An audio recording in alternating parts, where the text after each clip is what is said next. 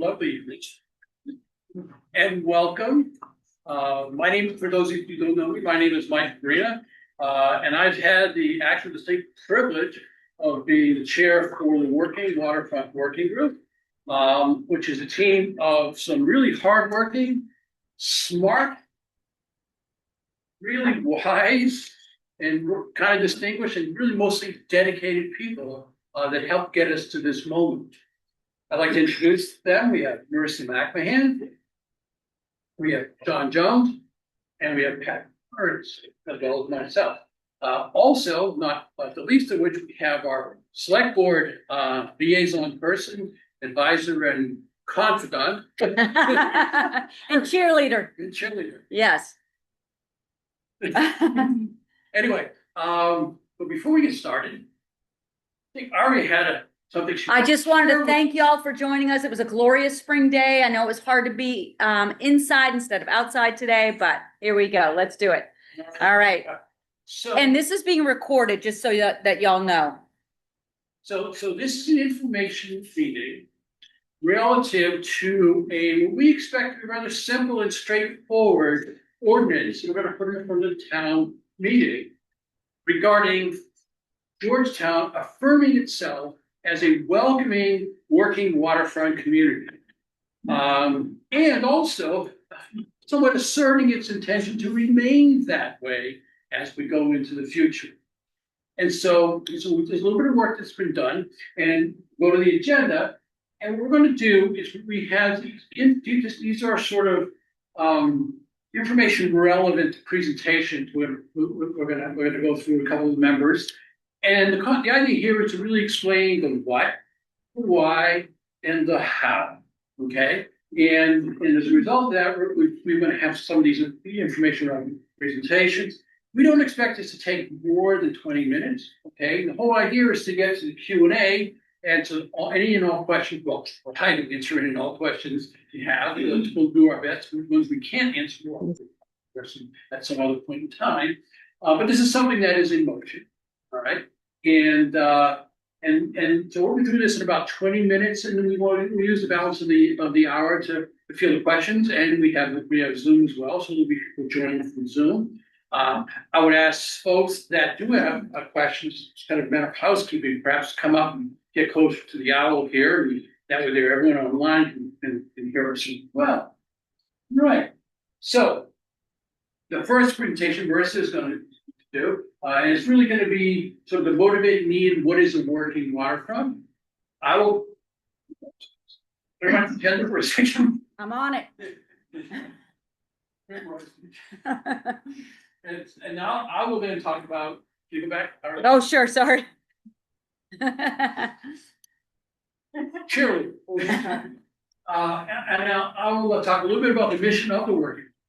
And about raison d'etre and kind of about this here. And was our guiding principles, and a little bit about the ordinance, and then Pat's going to go into more detail and key aspects of the ordinance and what the next steps are going to be.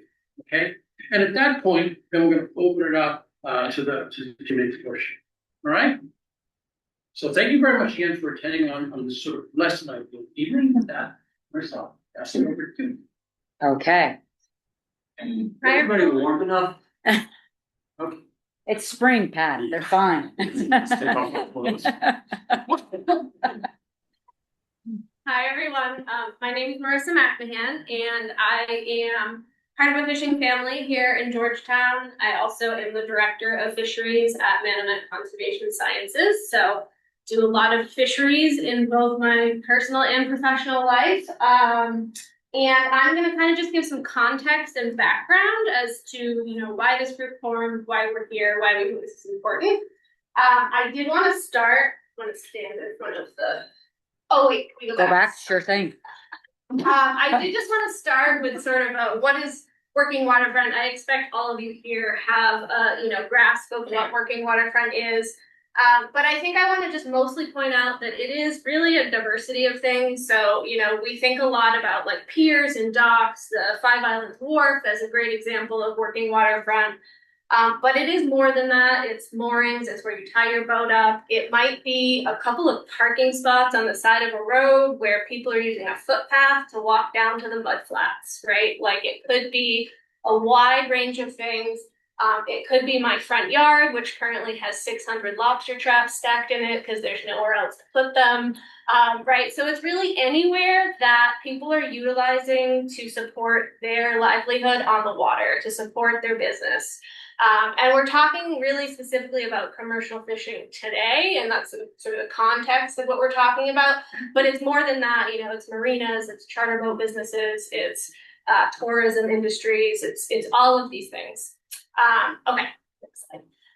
And then sort of the why. So, you know, what we have in Georgetown for commercial fishing and, you know, sort of the fishing community today, very different than it was 50 years ago.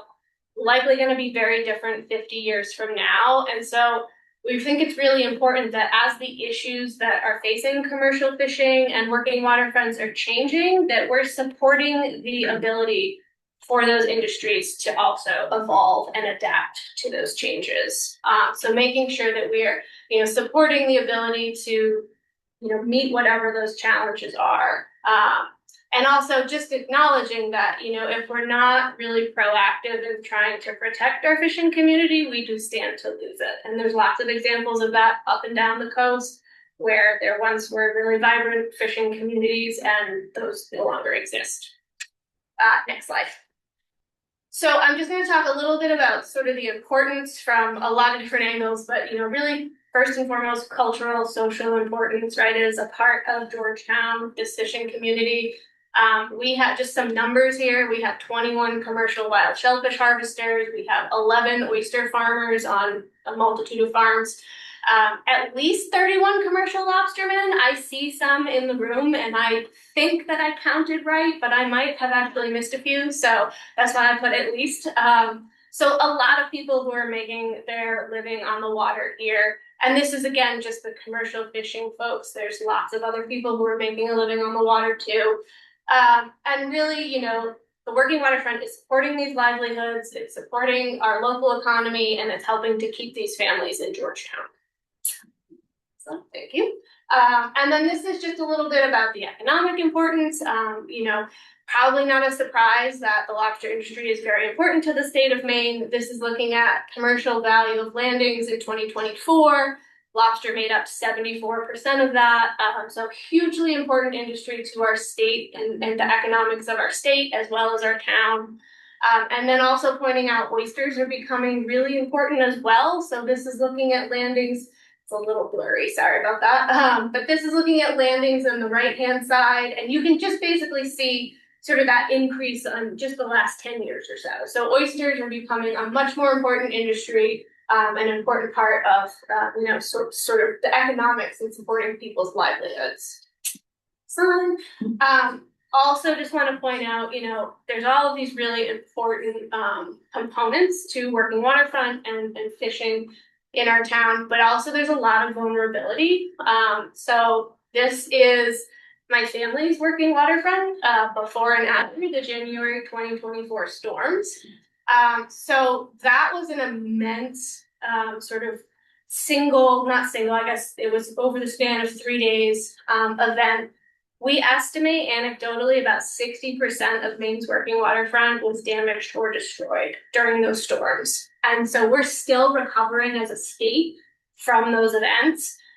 And this is something that we might expect to see into the future as well. So we need to be thinking about how we become more resilient, how we can support these businesses and adaptation to this type of event.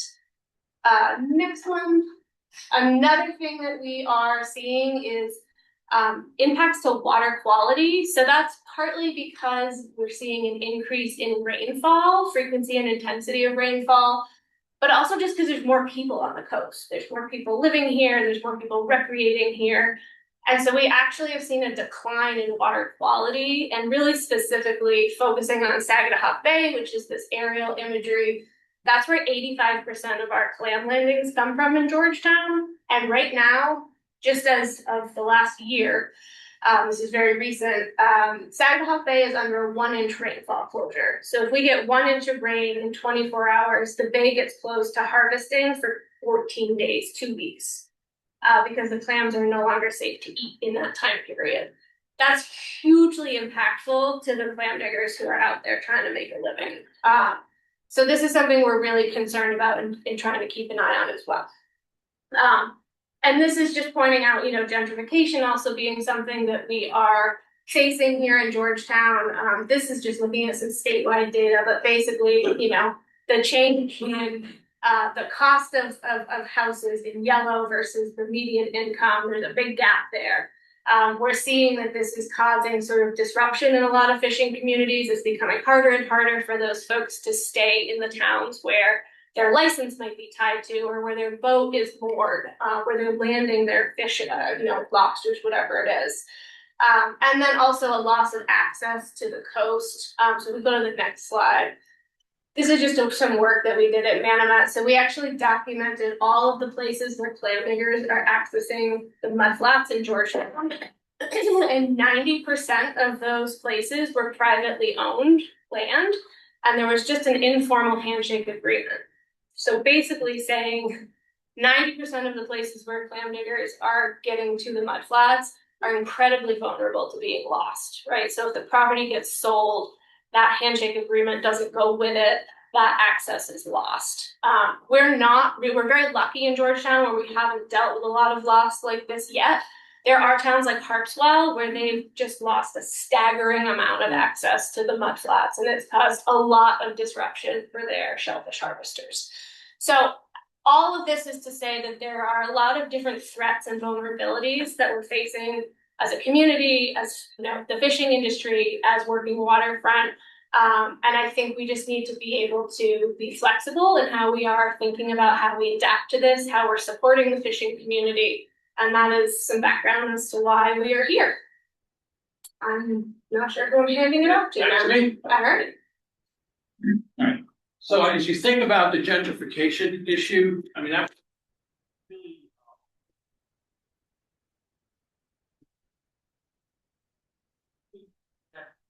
a little bit, but at the same time enable commerce to flourish as well. So about a year ago, the Working Waterfront Working Group was formed as an element of the select board, and this was our mission, really to ensure the ongoing vitality and culture of Georgetown as a welcoming working waterfront. Okay, and it all then sort of so it's vibrant, it's balanced, both commercial but as well as recreational activities along the waterfront. Talk up. Oh, yeah, there you go. That's good, Mike. We'll do that. So let's talk a little bit about kind of why we're here. Just wanted to give this information. It's actually the ordinance itself. Okay, our next slide. Sure. And again, we try to keep these things the most simple, the direct form, this way nothing gets confused. It's essentially a know before you buy. So if anyone is involved in real estate transaction, be it a buyer, be it a seller, be it an agent, trust, LLC, whoever is doing something with real estate for itself, you need to know that this is a welcoming working waterfront and to stay that way, and all of what that means in terms of sights and sound and smells. And that's not just at the waterfront, it's all over the island. People are hauling gear and boats for storage or overhaul or maintenance and repair, as well as moving product to market, so there'll be transportation going in and around the island, moving product around, right? So we want to do is we want to be clear about that. That's what the ordinance aims to do, all right? And what it really is doing is it wants to make sure that there is full and transparent disclosure of this about Georgetown. Anyone who would consider either buying, selling, or doing something with real estate in town.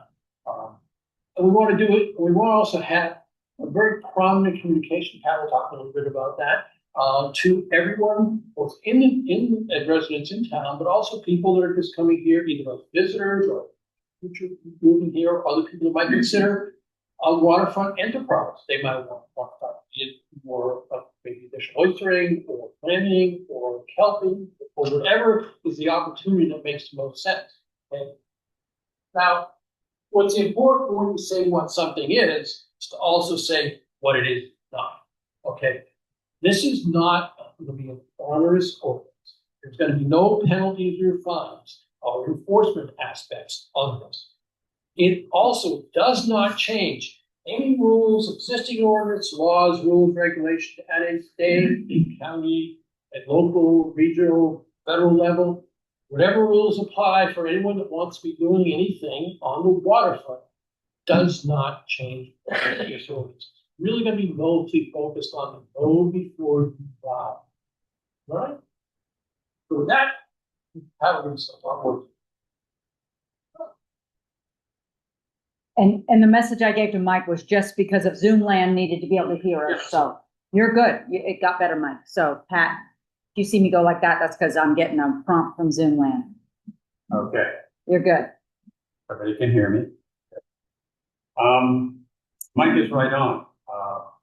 What we're trying to do is to create partnerships with people who join us here on this lovely island. And some of the key elements are, it's important that they understand the law. The state and the DMR is very, very clear that their property ends at mean low tide watermark and cannot impede fishing, fouling, or navigation. The ordinance would be 100% information. Mike's right, it's not punitive, can't be enforced. What we want to do is inform. This is an FYI ordinance. Please. The town of Parksville created a right to fish policy. It's a policy, not an ordinance. There was no way in their particular policy to communicate with a buyer. There was no way to make the bridge. How do we get them the information? And we began to think about creating an ordinance that needs to be followed. It's not a warning. It's not punitive in any way. It's informational, and it's addressing a misconception on the part of many people who move here that their property doesn't end beyond their line of sight. When they look at the water, they tend to think of, this belongs to me. Believe me, after 10 years raising oysters with oyster people and the folks on the shore, there's a general misunderstanding. I talked to Woody a little bit about that, and I think, not to quote you, but his sense was this is fairly widespread with the kind of people he is. Dana Morris, University of Maine, he's also with the Darling Institute and the Maine Sea Grant. He sees this all the time in the Mid-Coast, that people just don't understand the law. What happens? I had a particular exchange, an individual that really is the genesis of this whole ordinance. She was very upset that we were working oysters on the weekends, sometimes at night, sometimes very early in the morning. There were clamors. Gee, looks like they were pretty close to her front yard. That's trespassing, isn't it? And she's, after I explained everything, we went through it, pretty calmly. She was upset, but we done. She said, if I had known that this was a working waterfront as you describe it, I never would have. The light went on.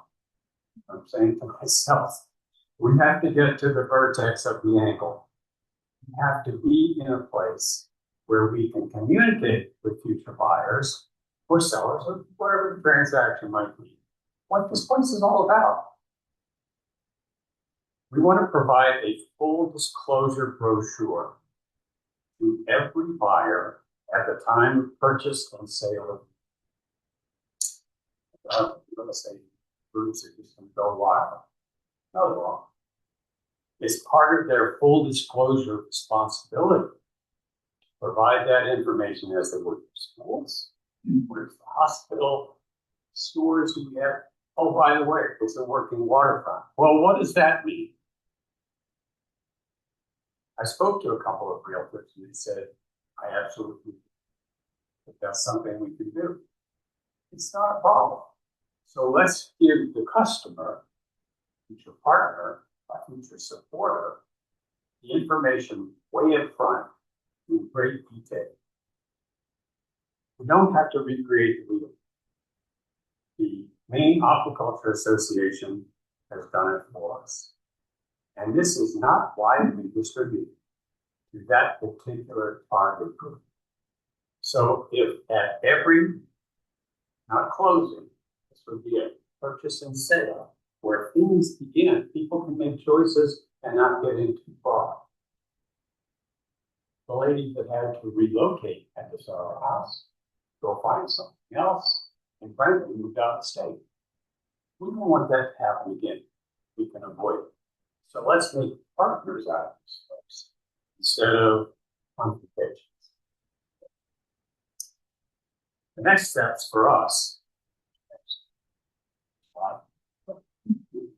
We want to develop and submit a draft ordinance standing on the shoulders of the working waterfront dock. We don't have to recreate the rules at all. They've already done it for us. It's all very clear. You can pick and choose out of this. I think there are some good things in the town of Parksville's right to fish policies. They phrased it very well. It's in one page. Very, very tight. I think we can do the same thing. Come up with the wording and then present it at the town meeting in June for the approval, non-approval of the town. If it's approved, we'll become one of the first, I think, first, we will be the first town with a working waterfront ordinance.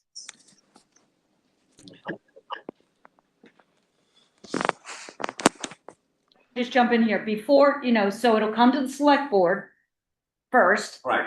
After y'all draft after you draft the ordinance, which will be on or before April 15, we'll send it to the town attorney.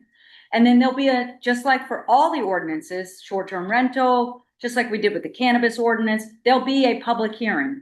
Right. So people who are here now can ask questions, but the public hearing before this ordinance will be on May 5, and people will have additional questions, additional time for questions. So this is, y'all are doing a great job getting the word out, but there are multiple opportunities for people to hear and ask questions before this goes on the warrant. This is all prep. We're getting into position, if you will. So I guess with that, we should. I will say one last thing. Pat mentioned this pamphlet. We had actually have a bunch of these pamphlets a while ago, and we'll make them available over at the town office. This is probably almost 100 that are there. But this is really informative. As Pat said, did a lot of hard work already for us. Great. So we'll make them available at the town office. And so here we are in Q&A. Again, we did a good job of hitting our time budget, so now we have as much time as we want. We'll do our best job too. Well, I'm gonna give a little presentation for you, because I think you'll find it very useful. My business, big part of my business is working for the working waterfront. I won't say that, but I set up this forum for. Okay, like just Friday, I kicked off the Chitten's Wharf Village. They have 25 year-round fishermen, 48 fishermen that work seasonally and year-round. They put 700,000 pounds of lobsters across the dock every year. They've done the same kind of thing for the Vinyl Haven Fishermen's Co-op. For the fishermen.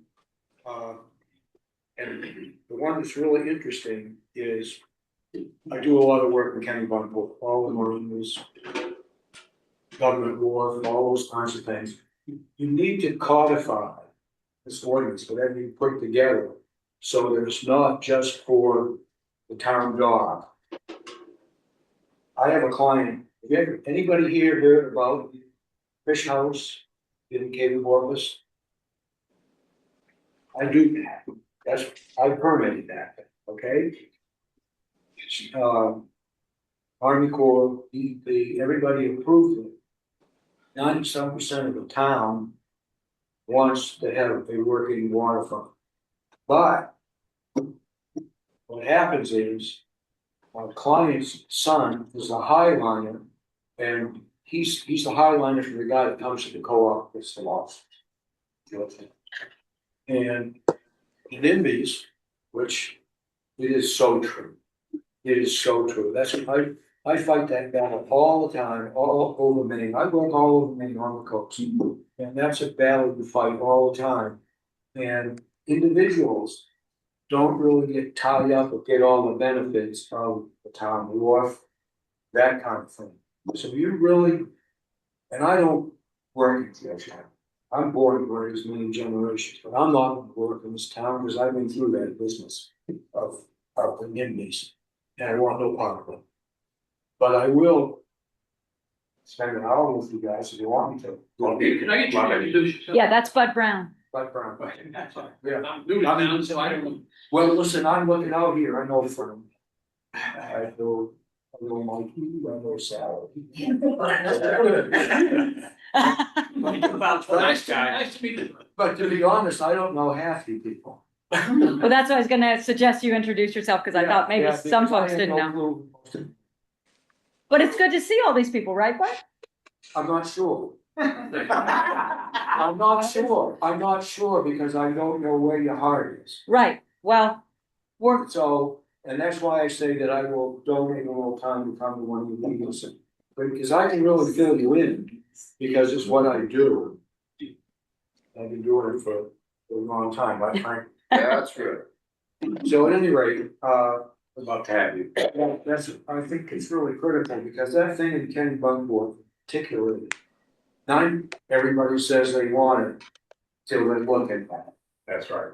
Then they don't want it. They don't want to smell That's right. it. They don't want to hear it. I already heard about the woman over in 5 Islands who didn't want to hear the diesel starting up. Well, Bob, the rest of that story is she started a petition so that you couldn't start a lobster boat diesel until after 10 o'clock in the morning when she couldn't hear. Wow. so Woody, that would have been your enforcement. But guess what? You gotta think about that, because, listen, I think it would be wonderful. You know, where I live on Kennebec Point, we've been there forever. And nobody sells on Kennebec Point, and the lobster, the climbers come over there, Yeah. the 2 or 3, to be honest, listen, and they might be that many licenses, but they're not that many digging. I can tell you. Chad and Buster. No, that's not true. Lips is the one that's all the. Right? There's Yeah. no day too cold or rain too hard for the lips to not be out there digging. And I say, there it is now. It's never too cold. But at any rate, I like I like your motivations. The implementation of it's gonna be the challenge. So that it really is a working waterfront friendly town, because I'm not so sure. Look around. You know, I'm not looking around this bunch. I'm just saying what I see, it makes me nervous, to tell you the truth. You know, because in the disparity between, you know, people buying the land and the people that fish, you know, how many people, your family's still on the water, but a lot aren't. You know, a lot, you see about the road, you know, so my wife's shaking her head, she doesn't want me to pontificate anymore.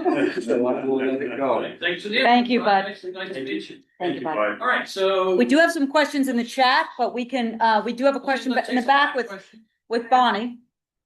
Bonnie, can you come up to the owl, please? And that way, folks, or at least come stand behind me if you wouldn't, love, please. There you go. Marissa, you gave a great presentation. My question was, have you noticed a trend in the lobster fisheries going up or down? So the question is there a trend for the lobster fisheries going up or down? And it's for Marissa. Yeah, landings were down last year. There's been a few years in a row that landings have been down. The lobster fishery right now, as of 2025, was the most valuable fishery in the entire United States. So the economic value is still there. Landings have gone down a little. However, a lot of what the fishery is based off of in sort of like a predictive sense is looking at how many juvenile lobsters, how many young and pure lobsters there are in surveys, and that number is actually going up. So that means, hopefully we would expect to see landings going up as those lobsters are reaching harvestable So size. in Georgetown, then, I guess it wasn't quite, well, maybe it wasn't quite clear, but, are there less or more people fishing in Georgetown? So the question is, are there less or more people fishing in Georgetown? Do you mean just for lobster, or do you mean aquaculture, or across the board? Yeah. All the ways of commercial fishing. Well, yeah, if we think about aquaculture, like aquaculture is a brand new thing for Georgetown in just the last 10 years. Yeah, but I'm talking, the lobstermen, the clammers, the, oyster farmers. Yeah, so I would say Oh, the shellfish. softshell clams, the wild harvest softshell clam fishery is declining, and there's fewer people who are doing that full time. Oyster farming has actually become a way for them to diversify and to do something else. So there's more oyster farming than we've had ever. And I don't know, Todd or Mike, what do you think about the number of lobstermen? Oh, I think lobster fishermen are down. Fewer. Yeah, Mike says lobster and fishermen are down, and Todd's kind of shaking his head. Fewer young people getting into it. Yeah, that's.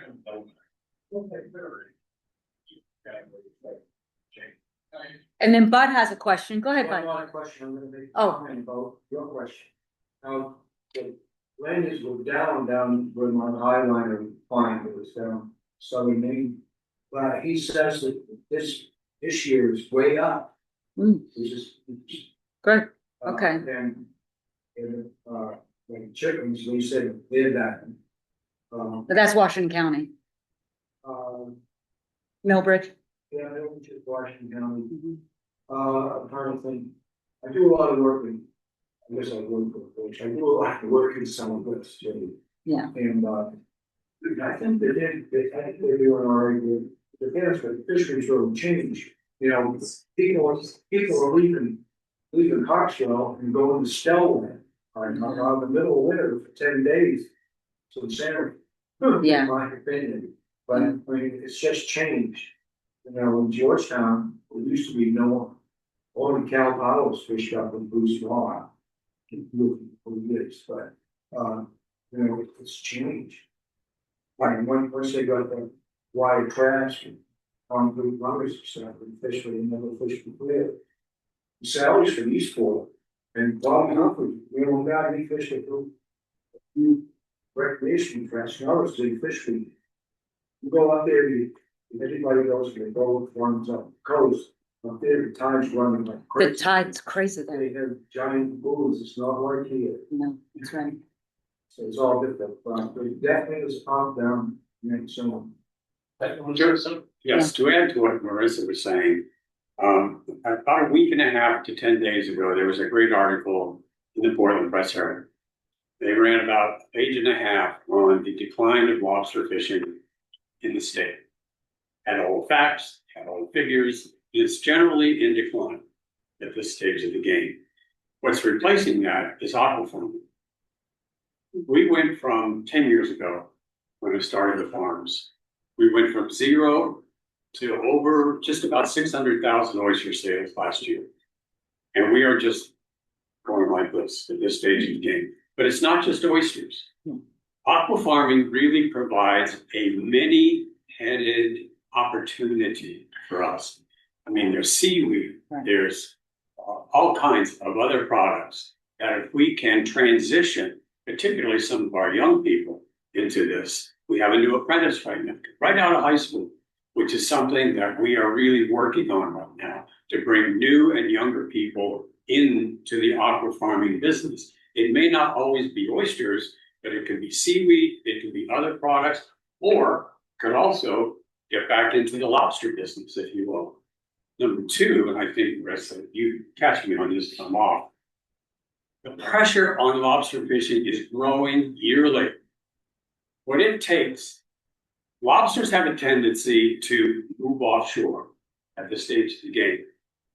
What does it do on the cost of a boat to go out there right now? What is diesel looking like right now with our friend? Making costs difficult, if you will. They have to go further, they have to go more expensively, and it's more dangerous. It's not getting easier. Aqua farming has a tremendous opportunity.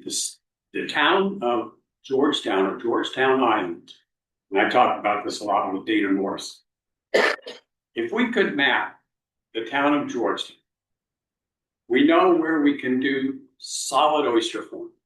We might be able to grow seaweed over here. We might be able to go over here and grow something else.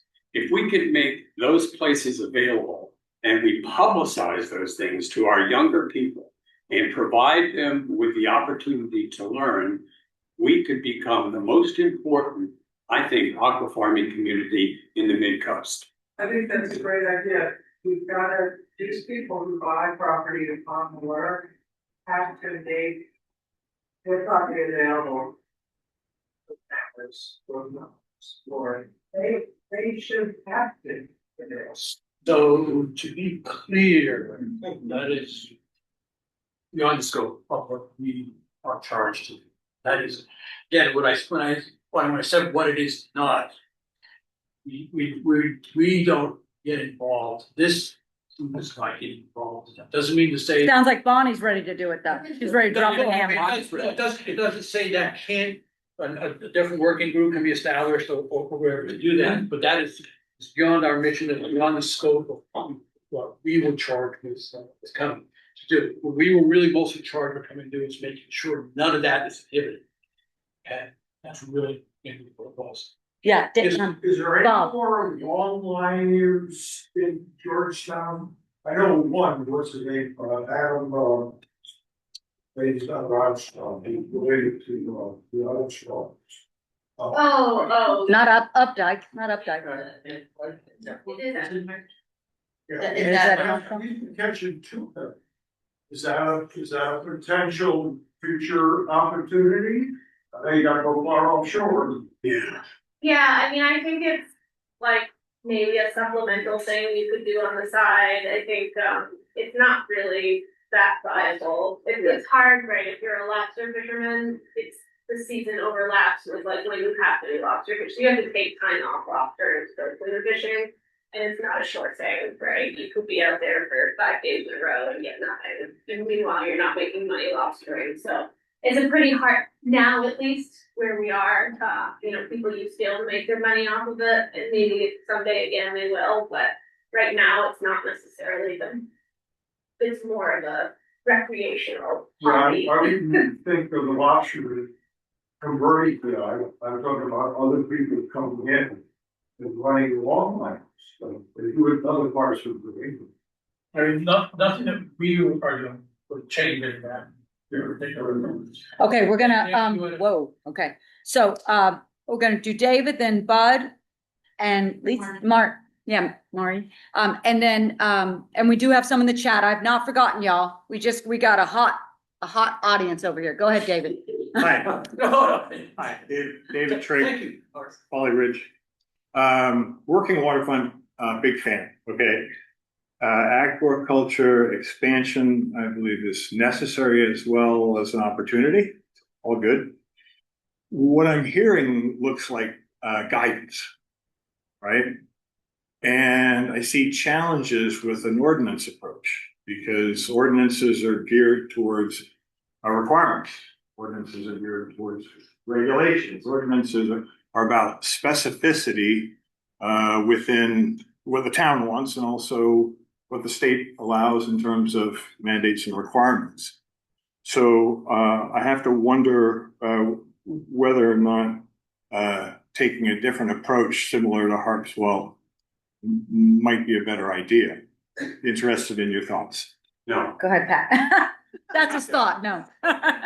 Thank you, David. We've already talked to them about this, and the thing that they're lacking is specificity. In other words, to your point, we want to be very specific about what a working waterfront is. And that's why we're relying on people who are the experts to give us the guidance, if you will. But you also have to have communication surety, if you will. Right now, the working waterfront issue in Harpswell is there's no way to communicate with the customer. They can't reach the target audience. It just happens. Gentrification appears on their doorstep without information. We want to provide information first, and then if they decide, again, to use that phrase, the vertex of the angle, we've already avoided the big problem in confrontation out front that I experienced with the individual here in Georgetown. Follow-up question? Yes. Okay, Follow-up question? Okay, Just a brief yeah. one. So if it was in an ordinance, what specific requirements would you anticipate? There would be no requirements except information. by the realtors, In other pretty words, much, right? the key thing she said was, if I had known that this was a working waterfront, by definition, I would never have moved here. What it said to me is, I wouldn't have had your problem, frankly. Instead of having a confrontation, what I would have had, if it had been informative and she liked being here, then I would have had a partner. So, But do they read the ordinance before they move here? have to. Do they? Well, we'll get to that because there's the whole real estate, the purchase and sale. Yeah. Okay, the disclosure, but we've got some more questions and I'm mindful of the time, so come on, and then you, buddy, yeah. So going back to the question about the growth of the working fisheries, the working waterfront. So lobstering feels like it's down, and so and some of the others. So there's the newer oyster, there's the trout, there are other possibility of industries coming in. Do we have I understand that the ordinance would be suggesting to new purchasers of land or even ones who currently own it. I know so many of them who have the people going through and they are very good about it. But do we have the infrastructure and town-owned property to continue to help as we change aquacultures or the aquaculture industry? So as if we are adding more, I know where the oysters are, and that puts a lot of pressure on the town property management, the board, to sort of maintain the open access to that area. And then the town board, Five Islands board, Michael Shadd was part of the arrangement of that happening. But that, we see, it's very crowded. Yes. It's very crowded, how it could use some help being managed between the recreational and the business and then the working. And then I'm not even sure what else exists, but where are these people, if they're switching industries, where are they going to be fishing out of? Where do they have access? If they don't already have this pattern of crossing through Betsy's property to get to the clam class or the warmers going through someone else's property, where it's been understood, do we have that? Is that going to shift some responsibility onto our property? I have to. And can you introduce yourself? Because I've got people texting me. Marty Stevens. Hi, Marty. There you go. Marty, really, I think that your question is a whole new committee and a whole new idea, if you will. This is really. But it's a good question. But it's a great question, and it's something I'd love to be part of, solving, because it's an access question. The town has very little access. We're all access poor, if you will. We have one landing, really, that is good for the kind of thing you're describing, if you will, with a little bit down at Five Islands. So access is an issue that we need to deal with, but that is not what this ordinance is about. This is just informational for new buyers, that what you see and smell and so forth is, we want you to be aware of what you're getting into. Okay, we have Bud, Great question. Bud, and then Kathy and Gert, and I think I got everybody in the room, and then I've got to get to the chat. They're gonna stone me if I don't ask those questions. Go ahead, Bud. Quick comment on waterfront and the discussion of agriculture. and looking into things. One of the things I've done better against agriculture was putting cohogs aside on things, and this is both from Brian Beal down at Charles. Oh, yeah. And he wanted to put Arctic circles, which are actually deep water species, he tossed some of those in the bed. I'm death on that. People have highly the agriculture when it's inappropriate. Like putting mussels east of the. Right? So I caution you that if I see proposals to put things that never live where you want to put them. Yeah, I agree Like with you. Nori, there was people wanted to go Nori in, and all kinds of people putting Arctic char up in this castle. There's any number that, I voluntarily go to war. I mean, again, none of what you're discussing there is prescribed.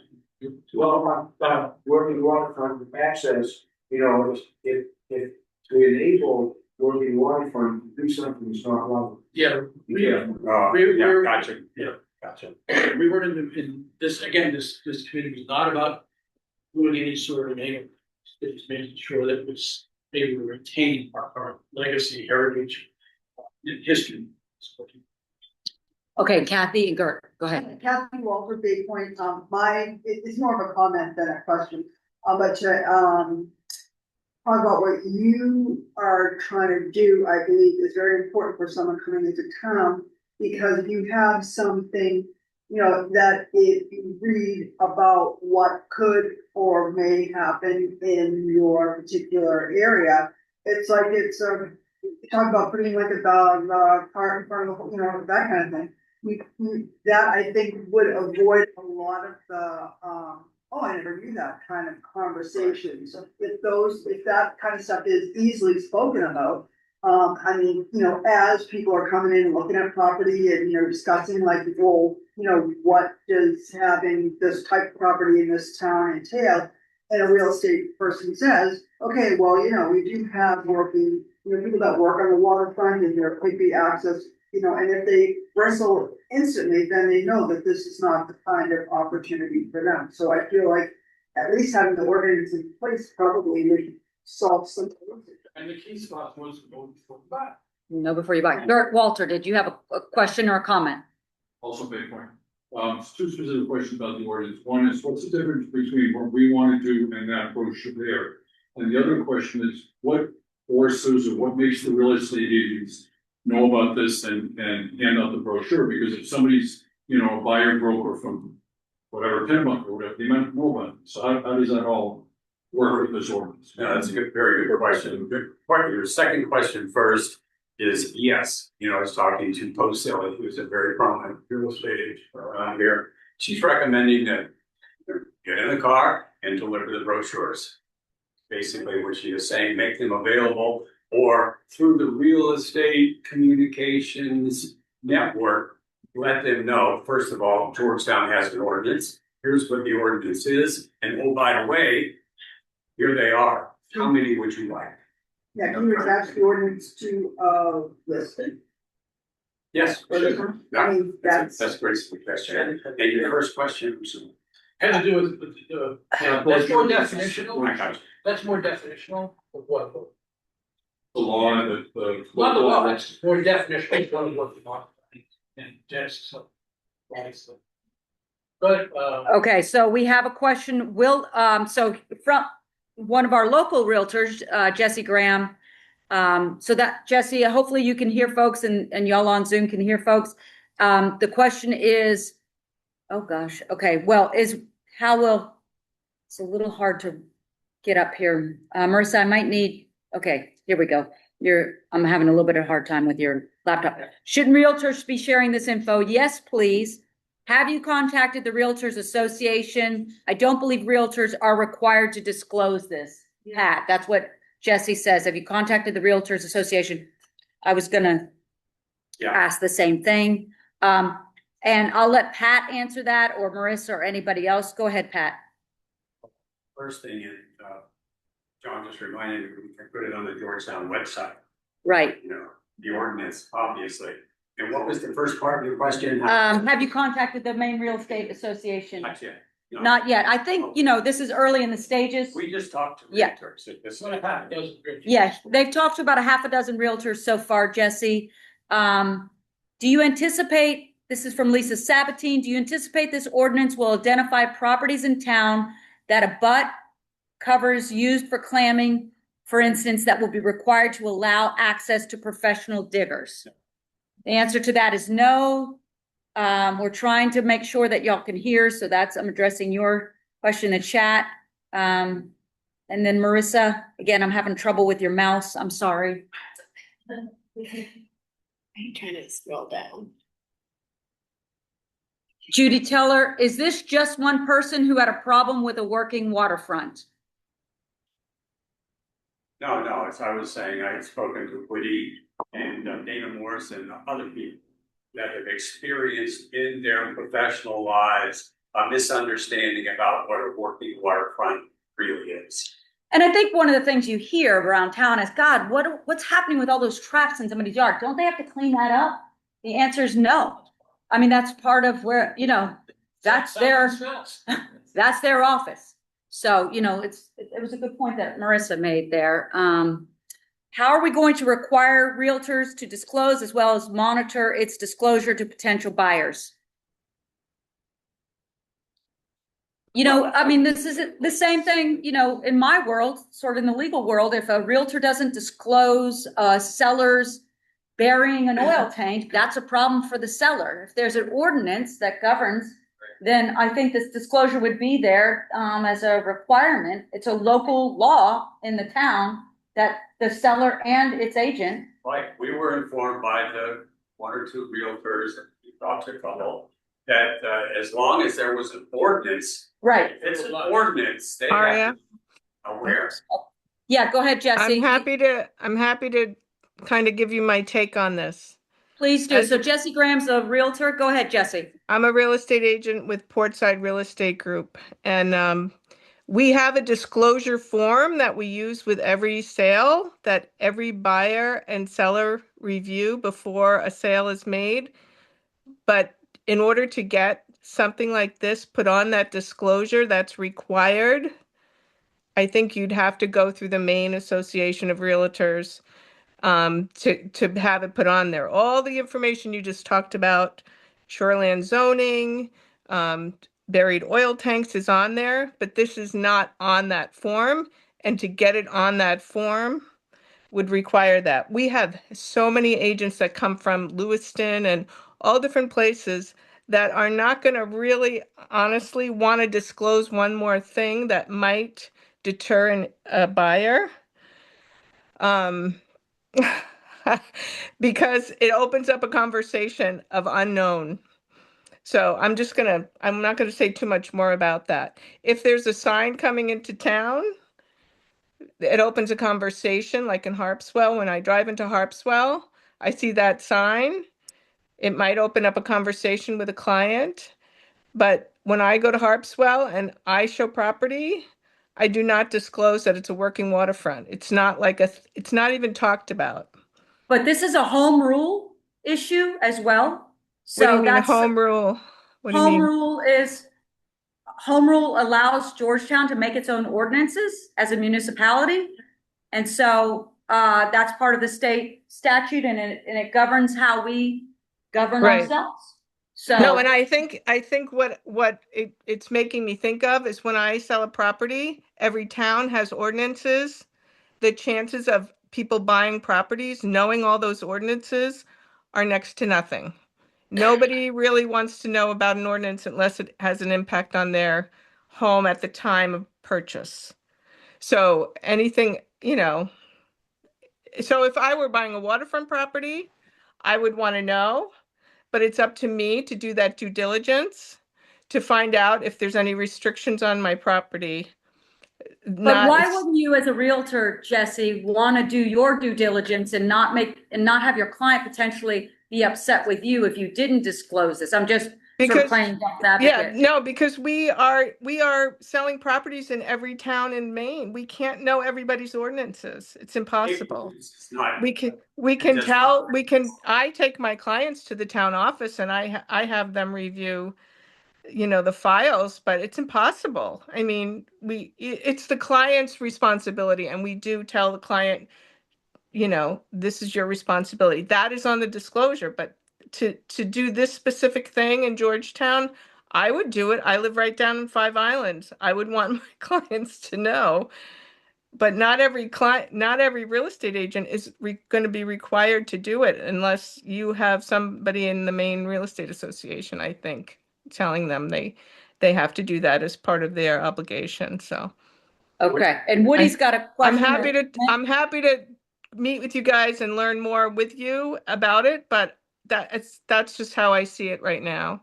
Well, we appreciate your candor, Jesse. Thank you. And Jesse, as she said, lives here as well. Woody, go ahead. Jesse, if you're still there, I have a question. If your agency, your brokerage knows about this ordinance and you have flyers in your office, wouldn't you be worried if somebody from Lewiston came and didn't tell somebody, and I buy a property and I'm upset because the next morning at 5 a.m. there's a lobster boat going by, and I'm going to end up doing what a lot of people do, go to see a lawyer, and your real estate firm is getting sued because your firm knew about it, but you didn't want to, make the Lewiston brokers do it if they didn't feel like it. Woody's right on. That's exactly the way we see it. I They will hear not- you. I hear you, but I don't know if you are planning to go to every single real estate office. There's 400 real estate agents at least, and you'd have to go to every agency in Maine and have a conversation, and we switch agencies quite often, and I don't know. I mean, that's a brokerage question. I can take it to my brokerage for you if you'd like, because we do a lot of waterfront properties in a lot of towns, Falmouth, Cumberland. And if they're not working waterfronts and we don't have to do this, it's going to be kind of tricky, if you will, to know which towns we have to do this with. Do you know what I mean? So, when this ordinance goes to our town attorney, one of the questions I have, and I'm looking at Woody, and neither one of us probably knows who the lawyer or the law firm is that primarily serves the Maine Realtors Association. I'm sure there's a firm that does that. But, that would be one way to get the word out, because of course that firm's going to be representing your association. But so that's one way to help disseminate the information and get all the realtors' questions answered from their own counsel. Meanwhile, this town attorney will be answering our questions. Stephen, you had a question or comment? Oh, no, you're just exercising your arm? Okay. We got about 5 minutes left. Okay, hang on, I don't want to have any people in the chat be ignored. And I think, Editorial comment. Follow was spelled W-L-I-G. That's the dots. yes, well, that was a quiz for y'all, and Bud, you won the prize. Good catch. We got him. Stephen, I was surprised when fishing organization. I think we got it. I think I We got want it. to see if you were way fine. And we were big into, that's all the law stuff about fishing, power, and navigation access. I think we got everybody. Will there be a sign like there's a? Yeah. I don't know if we got that one. I don't know if we answered the question, working waterfront group. Are y'all planning on doing a sign? I think it'll be part of our workout. Yeah. Things that I think things like having it prominently on the Yes. banner or the website, as well as if you're coming into town, having a sign and maybe posting it in various places around town. Like, There's only one way in, so it's. and go away. It's not Hotel California. Check in, but you can't check out. Now Stephen has a question, and then we'll hit Bonnie. Go ahead, Stephen. Stephen Mays. Stephen Mays, a fisherman, multi. multi aquaculture. This seems very aspirational to me. And I agree with it. But it seems like a small step in a long process. With every property for sale in Georgetown, you know, you be chasing real estate agents, you know, the place, you know, across from Gene Reynolds Pit, you know, just went up for sale. You know, do those people need to know they're in working waterfront community? How important is it to them? May or may not. Probably not a whole lot. Well, no, it's time. It's stored nearby, it might be. Right, so my comment is that it seems aspirational at this point, and it's a small step in the right direction. I just answered a survey for the Maine Agriculture Association, you know, and they asked me, you know, what can we do or what should we be doing? And my comment was, we should be working close with land trusts to create more public access through land trusts, you know, who own a tremendous amount of property in Georgetown and in other areas, and to create public access that way, because I think access is as big a problem, if not a larger problem, to maintaining our marine economy and our marine area. Thank you, Stephen. Thank you, Steve. Well, Bonnie, we have one more. We don't want to shut her down quite yet. Go ahead, Bonnie. No, it's very important. And the one who was complaining, I'm glad she's gone. Anyway, the bottom line though is that I think advertising, and someone mentioned the sign, you know, there's that sign, welcome to Georgetown when you come in. Put another big sign there that says welcome to Georgetown, this is a work for our community. And I think signage and advertising is critical. I agree, that's an excellent idea. absolutely. Okay, great. Thank you all very much. We appreciate it. Thank you, Working Waterfront. Keep those ideas and questions coming.